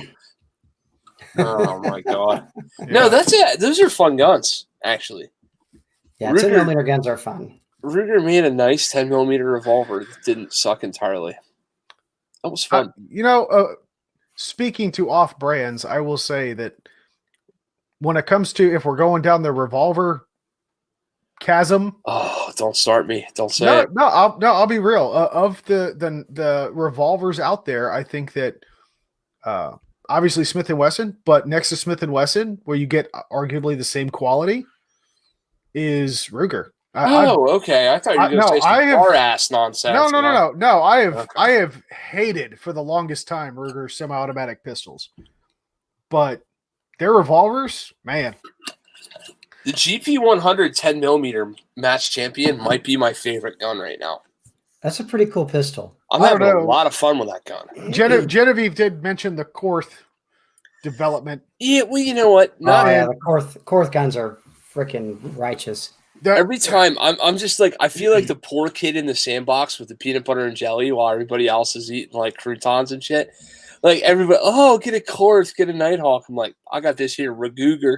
It works too. That's the ultimate elitist status symbol. I think that's when we can retire, Kent, when we both have a Korth revolver. What about you, Tim? Are you fucking around with any revolvers? You having any fun on any revolvers? That's a good question. I used to play around with quite a few revolvers, and believe it or not, I didn't dump them all like on purpose because I didn't like them. I had people that were more interested in my revolvers than I was, and I've since basically sold every revolver I've got. The only one I've got in my possession right now is my Smith & Wesson J-frame, which is one of my carry guns, and I freaking love that gun. And it's got some cool trigger work done on it and stuff. But yeah, I really need a good kind of competition centric revolver. Competition centric, as in USPSA 9mm 8-shot revolver. Yeah, probably. Yeah. Okay. So like the new Ruger. I'm kind of digging on that new Ruger. The 9mm. I really like that. Caleb Giddings is one of my like guilty pleasure YouTube people that I love to follow, right? And I love Caleb. Caleb's he's one of my favorite people. He's a good guy. And he's nothing better than like the ultimate troll, right? Oh yeah. But that motherfucker can shoot her. Is this the guy that's trying to fight Paul Herron? Yes. Yeah. Well, no, he's not trying. He is succeeding with like epic proportion. He got Paul Herron to make an 1-hour video all about him. It was fucking great. Like it was masterful marketing 101. But anyway. Oh God. Caleb's out there shooting the fucking fast drill with my 10mm GP100 match champion. And then Kent goes out and shoots the fast drill with and like the same things don't happen. So, I mean, we can talk all the shit we want, but that dude can shoot some fucking revolvers because I can't do that crap. Yeah. So good for him. That's cool shit. But yeah, I love the guy that was listening to us last week, it was going like by T Pew Pew Crane, that's Travis Crane. Travis is a master USPSA master revolver shooter and shoots Revo just exclusively. And God dang, homeboy can shoot. I mean, he makes those guns look like it just plug in A zones at 25, 35 yards. It's like nothing, you know. Oh, you want a 25-yard, you know, like bill drill in 3.5 seconds with a Revo? Okay. Pop, pop, pop, pop, pop, pop, done. And you're like, get the hell out of here. This is, you know, and he doesn't have a whole lot of trigger work done on his. I think his double action pole is still somewhere in our neighborhood of about 10 pounds. Yeah. There's a dude at our club who doesn't like his name mentioned on the internet, so I won't. But if you looked at my man right now and you said, what is he good at? The answer would be like Dungeons and Dragons, right? And this is all out of love, and he knows who he is, and he's probably watching. That motherfucker can shoot a revolver. Good God. Yeah. He shows up to a match, and like I'm in 5th and he's in 3rd. And I'm like, yeah. And then I'm like, oh, that guy was shooting a revolver, wasn't he? Yeah. Fuck. I'm like, God almighty. You know, these revolver dudes are, I don't know. You want to talk about trigger control. Then you know. I'm convinced that it was a only slightly polished revolver trigger that made Jerry Miculek the man that he is today. Yeah, I'd have to agree. So, but with that, we are coming up on that magical time, ladies and gentlemen. So, Tim, as we start to shut things down for the night, in parting, what updates, what new things do you have on the horizon? What are your plans and any last minute shout outs and sponsorship calls that you'd like to make? The floor is yours, sir. Well, the plan is hopefully to survive the whole month of April with all of this stuff. Like I said, I've got a class in Logan, Utah, April 25th to 26th. I'm sorry, 24th, 25th, and 26th. That looks like I'm probably going to have to reschedule and shift around. But hopefully once we get done with all this, you know, like social distancing nonsense and can hopefully get back to the range and get back to work. My next class coming up will be with AJ Zito, who's a good mutual friend of mine and many others, including Scott Jadlinski. Help me with AJ's Practical Performance. What's the Practical name of Performance? Yeah. AJ, yep, out of Prescott, Arizona. Cool. And AJ is actually hosting me in Prescott May 9th and 10th and God, I love AJ to death because I named this 2-day curriculum called Tim Herron Shooting's Practical Performance 2-day curriculum, and the name of AJ's trading company is Practical Performance. So, and unfortunately, there was no copyright infringement or trademark laws being broken there or anything. So that's coming up. I believe we've got three slots left open for that class, and then May 23rd and 24th is another 2-day practical performance class I'll be teaching in McLeod, Oklahoma, just outside Oklahoma City at Bill Armstrong's Meade Hall range. And it's a brand new range out in Oklahoma. It is like freaking awesome. State of the art. The guy is like sinking a ton of money in this. Unfortunately, it looks like it's right now.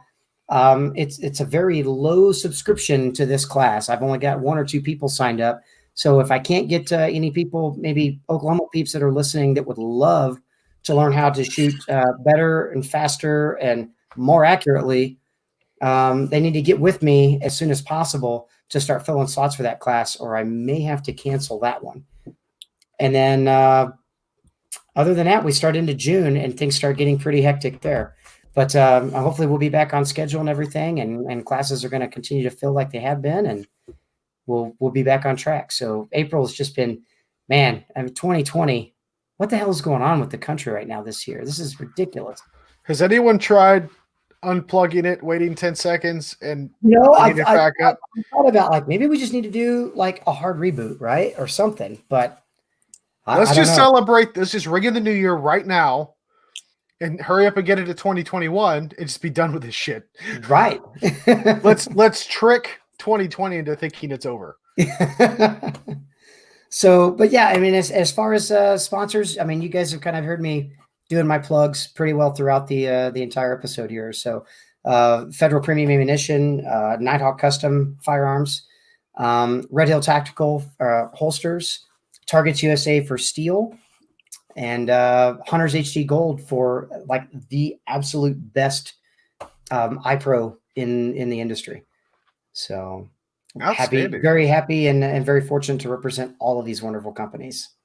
Outstanding. Yeah, I was peeping them Hunter's HD Gold website when you said you can get custom lenses. Uh-huh. I've got a few Oakleys laying around that I've collected over my many deployments that might be needing some new lenses. Those things look pretty sweet. But with that, Tim, it is always a pleasure. Thank you very much for joining us this evening. Thank you so much for having me. Kent, how about you, buddy? Oh man, crazy week. So y'all that were scheduled for the 25th of April up in Pine Grove, PA, everybody has seen their refunds hit their bank account right now. I got them back to you quicker than the federal government, so leave me the hell alone. Your $1,200 is not there, but your $400 and whatever dollars is. What the fuck else can we do, right? Like, I don't control the world. I just control what's right. 3 of you are mad at me. 4 of you are happy with me. I love y'all. I'm sorry. Like, what am I going to do? At the end of the day, we're talking about training to save people's lives, and I'm not going to risk your lives to train together. So, yeah. I mean, if you can't get with that, I don't know what to say to you. I'm sorry. And to kind of break in on this, trust me, man. folks, this is how Kent and I like make our living, right? I mean, to not be able to do what we love to do, which is share information and share great training with students that are willing to go out on the range. Dude, I mean, it breaks my heart just as much to give you your money back and have to create refunds or reschedule classes. It hurts my heart worse than anybody, because it's not that I just want to earn your money. Granted, this is how I earn my money, but it's missing out on so much. I couldn't tell you the last time I've been to the goddamn range just to train for myself, let alone to get to teach, a class full of wonderful, willing and hungry students that are hungry for knowledge. Yeah. I mean, I'll find a way. We'll make it up to you. Y'all come out for a private. Y'all do whatever you want to do. But I can't in good conscience put you guys there. And, we got a little guy here at our house and everything else. And look, I don't know. This could all be bullshit. It could all be some fake government hoax conspiracy or whatever, or it could be the end of the world. The truth is, it's probably somewhere in between. But what are we going to do? So right. The best thing I can do as a business person is put the dollars back in your bank account. That's what I did. So no refund nonsense, no restocking fees, no nothing. Everybody got back every dollar that showed up. Well, what else can we do? That being said, the May class is still on for now at the end of May, and Jedi is still on for May coming up here, assuming the world is still the world by the time we get to May. But we're all living fucking 2 days by 2 days at this point. So, let's just be people about it. And we'll do what we have to do. As far as the rest of that, I am super, super proud and super happy of my LE family and friends, and of my nurse and of my doctor and all that family and friends who are out there on the front lines actually dealing with this crap right now. You guys have my ultimate respect. Absolutely. We talked about my cousin in the chat. Him and his guys are out there every day. My brother and his guys are out there every day. I fucking hate the idea that you guys are out there dealing with the purge and I'm not allowed to come shoot some motherfuckers. That really pisses me off. But seriously, like, if you need help, reach out. I'm sitting here doing fucking absolutely nothing at my house all day, taking care of a kid. If somebody's losing their head or losing their shirt or losing their mind or whatever it is, call me up. My business number is posted everywhere. Or text me or email me, whatever you got to do.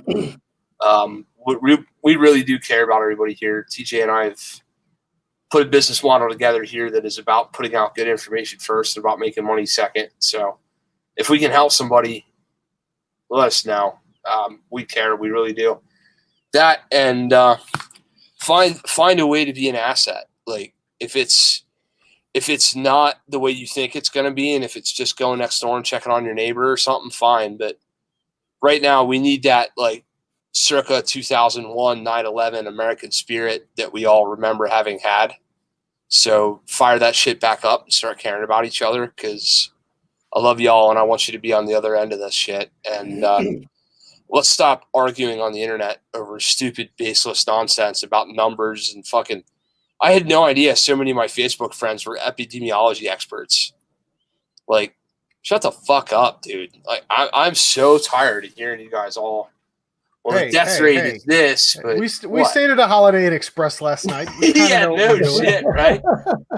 Well, the death rate's only this. I'm like, that's great, dude. That's 12,000 people. Go talk to them. Like, this sucks, man. So let's just all be people to each other. Let's put the guns aside for now. Thank God I do still get to go to the range, or I'd really be losing my mind. But let's all hope that the guns don't have to come into play in this, and we can all stay fantasy band campers and talk about it on the internet and play Call of Duty, because that's where it belongs. But we'll be good business people. We'll rehome classes. We'll rehome ranges. We'll resort fucking hosting. We'll do whatever we can to accommodate anybody we can. Nobody's gonna profit off of your misfortune, I promise you. Yeah. And other than that, man, I'll tell you what, just like enjoy the little things and have fun with your kids or your wife or whoever you're hanging out with, and just be happy that you have that time and realize that your lights are still on and you don't have to go fight a tiger for a bison in Africa somewhere to have something to eat tonight, because shit could get a whole lot worse. Like, we haven't even begun to scratch the surface of how terrible this shit could get. You're right. For us to be in the worst we've ever seen since our granddaddies fucking spilled blood. And it's like, oh, I can't get my right brand of salsa. Dude, I think you're doing all right. So just check I sound like a liberal, but check your privilege just a little bit. Just look around you and see what your life is like, and be very, very thankful and very happy, and treat each other that way, and we'll all be just fine. All right? Absolutely. That's all I got. We got fair enough, man. No, well said. Tim, as always, thank you again for joining us this week. Folks, amidst the COVID-19 epidemic, Kent and I are trying to do more shows every week. We do have a show planned for this Friday. Again, kind of a general hangout session with our friend Tim Kelly from Apache Solutions.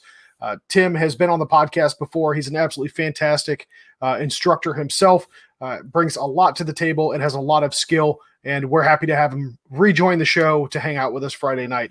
So be sure to like and subscribe and hit that notification bell here on the channel so you can be notified when we go live on Friday night. It'll be about the same time, 8:30 Central, 9:30 Eastern. We look forward to having an active chat and having you guys join us. Bring your drinks, because it's going to be a straight up hootenanny. Dare I say a hoedown. But with that, of course, we got to pay the bills. So Dark Angel Medical, while we're always talking about gun stuff, if you're going to carry a gun, you should definitely carry medical. If you're not going to carry a gun, you should still carry medical. With that, head on over to darkangelmedical.com and check out everything that Carrie has to offer. Fantastic selection. You can kind of build your own kit. And he's also got a lot of pre-built kits that'll suit just about everything that you could possibly need. So head on over there and be sure to let him know in the comment section that the Sling'N Led podcast sent you. Also, Right On Optics, head on over to rightonoptics.com and check out their new lineup for 2020. I have recently just been out at the range with their latest Conquer X3 6-24 and their X3 Tactics 1-8. Both have had very, very promising results, as I would expect from such a company that makes a quality optic. I have a video dropping tomorrow on my channel, Let's Sling It Ginger on YouTube, going over the Head Down Firearms Craftsman Series and 6.5 Grendel. That has my 6-24 mounted on it. Stay tuned, because I will be doing a separate video for that optic by itself. I heard there was a corgi in that video. There may have been a surprise guest at the start of the video, yes. Okay. So can't wait.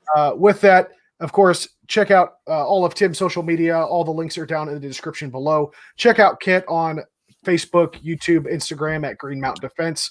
Of course, we are the Sling'N Lead podcast. Head on over to my personal channel, Lead Sling and Ginger. We've got merch over on teespring.com /Sling'N Lead podcast. We've got a couple of t-shirts and mugs and stickers up there for everybody. More designs are forthcoming, and we appreciate your patronage in supporting the channel by purchasing our merchandise. With that, folks, God bless you all. Take care of each other. Wash your hands. And until we see each other again, get out and shoot. Later, guys. See ya.